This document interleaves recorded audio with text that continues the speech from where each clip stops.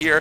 Is he going to transition? I don't think he has it in him to transition. He is going to actually get a lair, but he needs to make this count, basically. This Hydralisk attack is going to be it, and if he doesn't make this count, it's going to be over. However, it looks like he is taking down the front door here. It's four photon cannons, and what is he doing with an Archon here? Oh man, what's the Protoss player doing? Snipe the High Templar? No, looks like the Zerg doesn't really commit there to much of anything. So this is bizarrely played game by both players.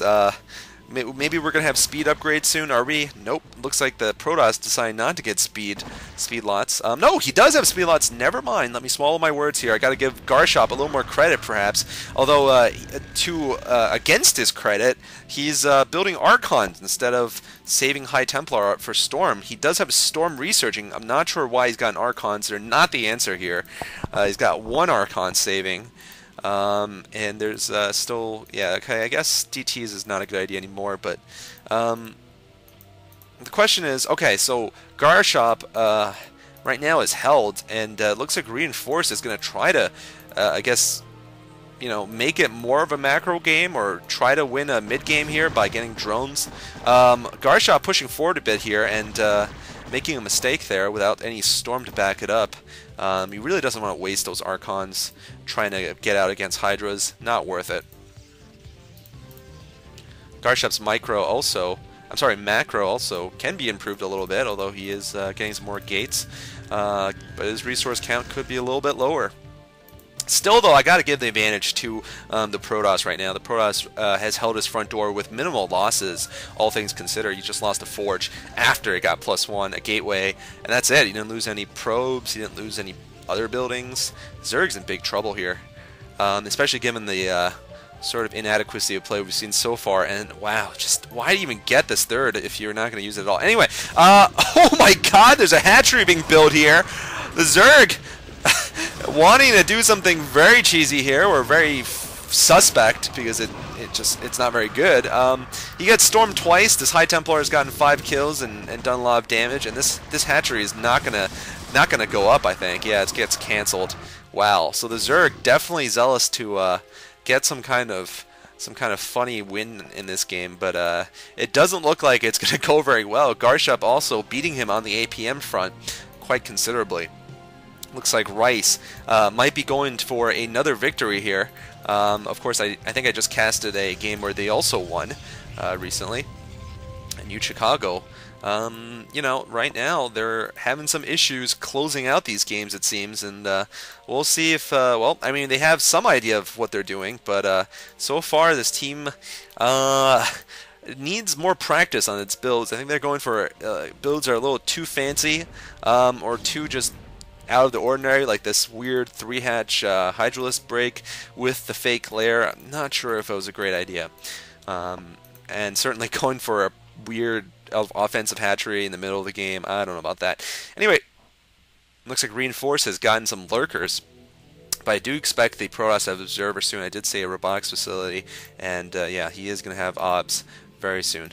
So these lurkers probably are not going to be very effective. He might also be thinking about going for an expansion, and he is going to go for that third. Is the Zerg even mining yet? Okay, he's got 1 drone mining, a couple more drones waiting. And anyway, it looks like the Zerg trying to get those lurkers down. Storm takes care of them. I gotta say, the Protoss securing his position in this game here. I don't think the Protoss can be beat at this point, even if you know, a decent Zerg took over. Just the Zerg's economy is so badly just atrophied. You know, failure to thrive by going for that initial tech rush. You know, it's just so hard to recover from something like a failed 3-hatch Hydra build, especially when you got a drone. Kind of a drone strike going on there. And interesting, he's getting 2 more hatcheries now at a very exposed location. He's just daring the Protoss to go and kill all of his hatches at this third. Not sure why he's got it there, I guess. He figures if he loses those, this game's over anyway, which is true. Protoss player probably continuing his upgrades. Yeah, there we go. +2, finished. And picking up his third. The ballpark, I mean, the ball is really in the Zerg's court. Can he take out, does he have a chance at taking out the Protoss' army somehow? by goading them into a bad attack, or somehow get this third base when the Protoss is moving out. I'd say those are the only two ways the Zerg can come back from a situation like this. You know, look at the Protoss's food count, and then look at the Zerg's. 100 psi count difference here. Ouch.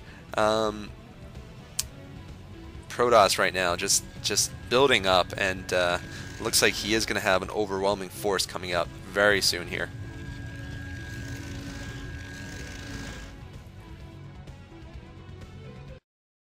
Alright, so 5th hatchery going up for the Zerg, and more lurkers for the Zerg player. So he's really, you know, one thing I guess like Savior could do against Stork or something, maybe is get some excellent scourging of observers, and then maybe, just maybe, he'd be able to somehow lure this army into 1 billion lurkers, but that's about as likely as me being able to beat Savior, at least when Savior has been beaten recently by Firebat Hero. Because then, you know, if Savior has been beaten like 5 games in a row by Firebat Hero and humiliated him, I might be able to beat him because Savior might actually be in a clinical vegetable state or something like that, in which case I might beat him. But anyway, looks like the Protoss very ready here to defend. And I gotta say, you know, big kudos off to the Chinese players from Tsinghua University. They played excellently, and you know, I mean, they made sure that that China is definitely #2 in the world with StarCraft, which they really are, because they're the closest to Korea in terms of professionalism and leagues, and you know, just generally, I mean, those students played pretty damn well. They played, you know, very, very solid games. I'm sorry about that. Played incredibly solid games. That's actually, I'm recording from Windows mode. Yeah, they played solid games, and they really just made very few mistakes overall. So you know, the Princeton students certainly tried their best, and there were several games where I thought they could have won. You know, I mean, the thing is, there were games where, there was one game I casted where they did win. Believe it or not, Hazel actually won, because they found a girl from Tsinghua to play, and I guess the girl just wasn't great. Looks like some Overlords getting executed here.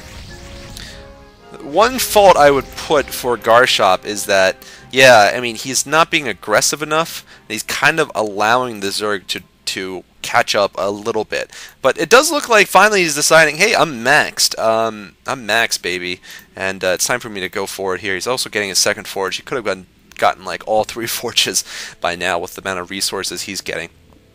Oh man, the Zerg at 0-0. Wow, should have noticed that, but the Zerg should have noticed that and put down some Evo chambers earlier. Right now, getting +1 carapace and melee. Bit late. Against +2 here, attack from the Protoss, and yeah, I mean, Zerg player here has a nice defense. If the Protoss is silly enough to attack, this could actually be something of a you know, kind of a Verdun or something for the Protoss to just run into. You know, at the Battle of Verdun, the Germans advanced into a fortress, and then the French were saying, you know, "Ils ne passeront pas," you will not pass, and the Germans wasted 1 million men or so over the course of 6 months in World War I. Men that, unfortunately, they could not afford to lose.